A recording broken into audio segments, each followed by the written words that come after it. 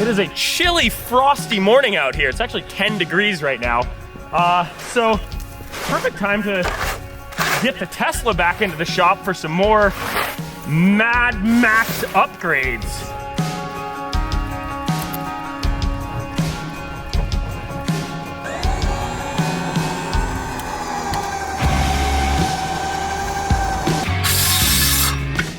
Man, even the Makita batteries don't like working in the cold.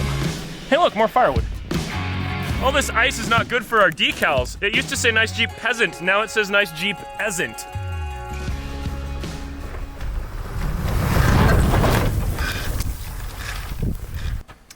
Pressure washer, and I'm gonna run the hose into the house and get hot water so that it'll melt all the ice off. It's gonna be a steamy, steamy pressure washing.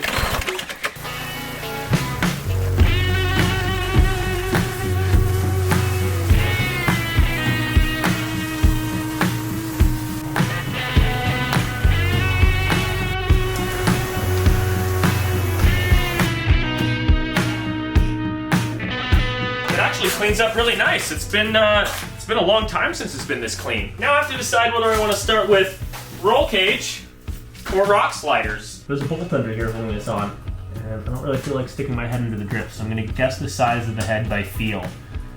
Feels like a 10 millimeter. It's a 10. That is a lot of mud. This is kind of cool. I had kind of investigated this briefly when this was up on a lift at Rich Rebuild's garage, but the battery, being a structural component of the car, has bolts like every 10 inches or so all the way along it that hold it to the chassis. So we can use those for our rock sliders as mounting points, which is gonna be super handy.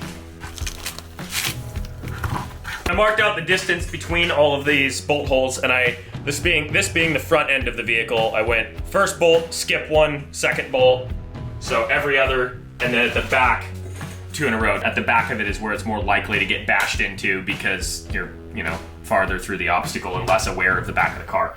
These are the bolts that hold the battery into the car, and then I'm gonna use to hold the rock slider on. It's kind of small, but when there's a bunch of them, it'll be plenty strong. And those, with their big pan heads, fit just perfectly with a little bit of space inside this tube, so that'll work very nicely.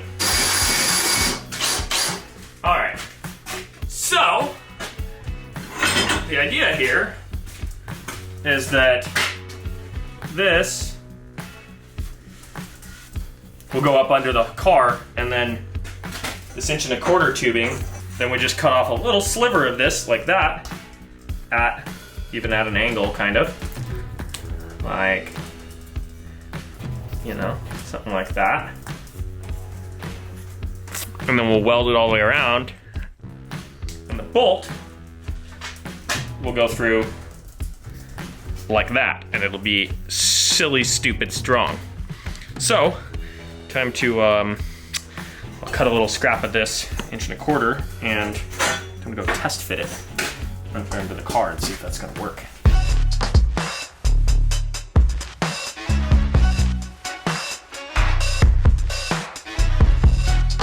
I got my mad scientist hair on, so it's time to build some stuff. Now I'm gonna try and notch them all into this, and I have my little clampy thing and my little level square thing. That way I can notch one, slide it, notch it, and hopefully get them close to the same angle so they're not all wonky.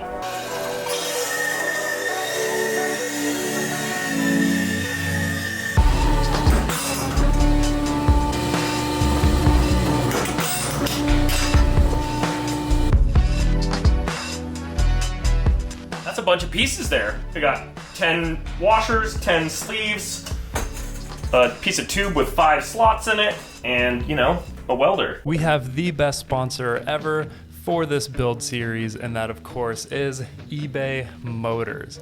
Now, we are going to break a lot of stuff on this car. When we drift into a pole, they have doors.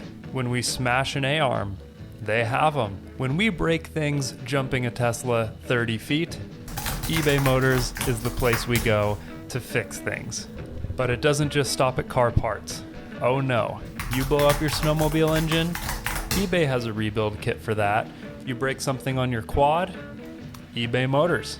Everything that you're breaking, building, doing maintenance on, eBay Motors has it. So check out our link in the description. If you don't have it already, get the eBay Motors app.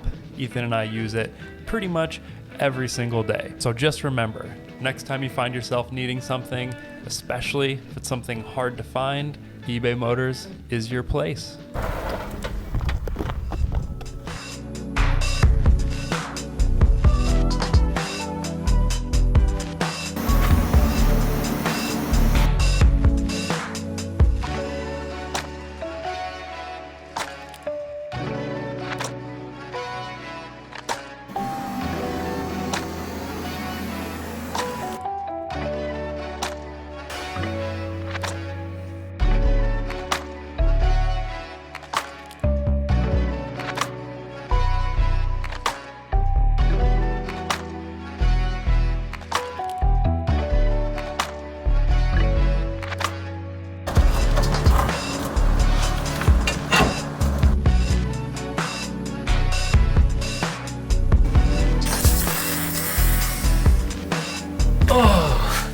There we have it.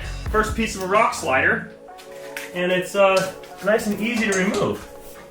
We just finally got the shop actually warm, and now it's time to go and be done for the day.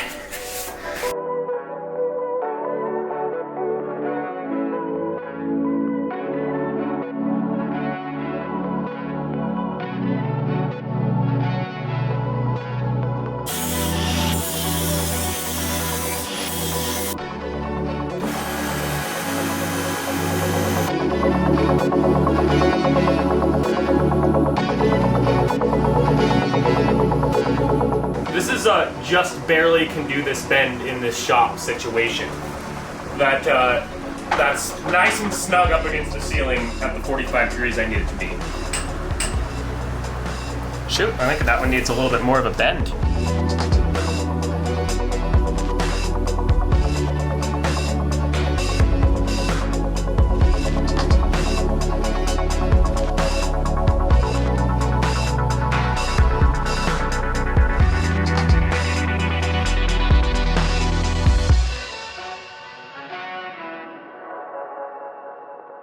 Got the mostly finished one off here, and I decided that I really like the look of this back here where it's wider and it makes a perfect step for reaching the roof. I just decided to see what it looked like with these two, and it looked great. So, you know, just gonna send it.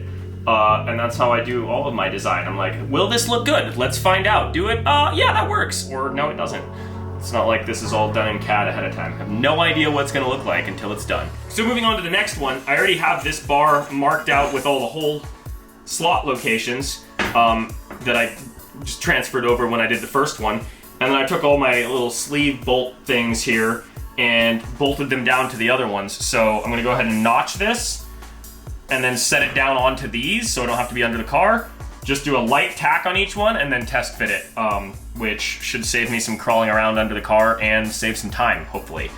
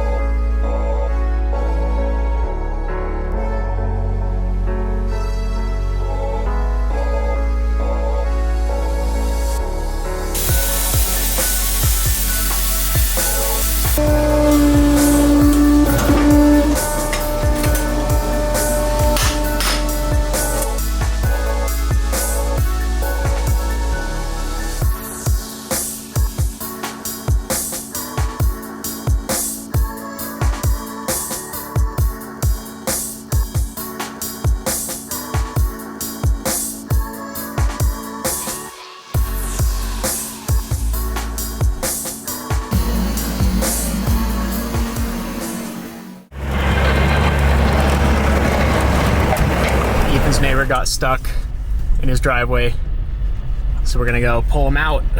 Slight little detour for today's activities. Chris, who I learned all my fabrication skills from years ago, got his truck stuck trying to get up the hill, so we're gonna help him out. Or try anyway.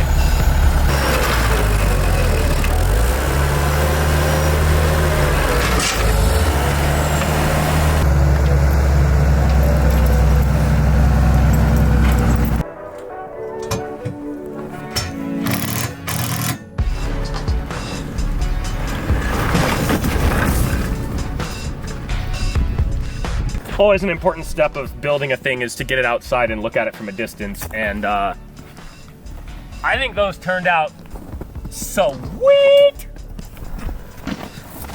Oh, look at this. Plenty sturdy.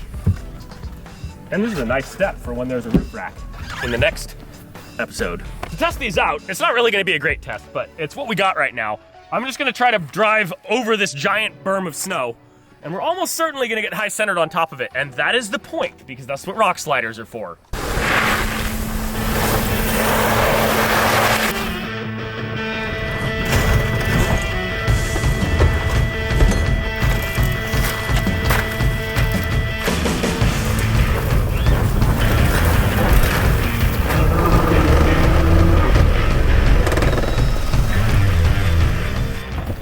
Dude, this thing did not know what was going on there. That tire was going for a while. Yeah, it got up to 60 miles an hour, and then, I don't know, maybe that brake's just frozen.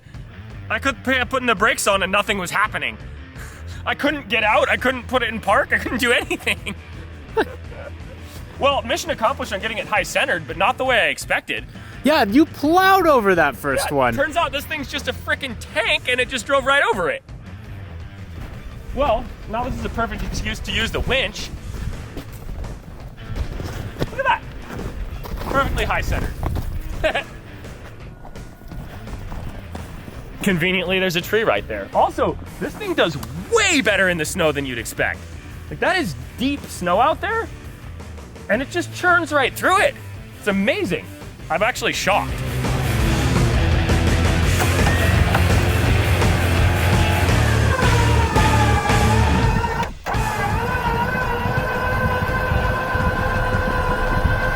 Car has no idea what's going on. I just confused the crap out of it.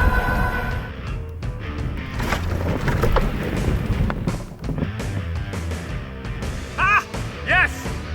Yes! Success! This is what I wanted. I think all four might be in the air. Oh yeah, very much so. So yeah, the rock sliders were a great success, and so far we know that they slide really well on snow. But they look awesome, which is really the main point, is for them to look sweet, and they are definitely going to be functional as rock sliders. Yeah, next up, I think we'll do a roll cage slash roof rack situation, so we can put a roof tent on this thing, and further reduce the range that we can drive. With, you know, more weight and less aerodynamics.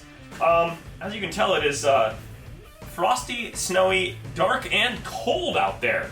So yeah, that's all for this episode, but we will be continuing the tube work and making it more ridiculous, and we're gonna try to get to King of the Hammers. And every time we drive it, like, honestly, I'm just more and more impressed with it. Yeah, this thing's a freaking beast, and it is a lot of fun. So, Mad Max Tesla continues.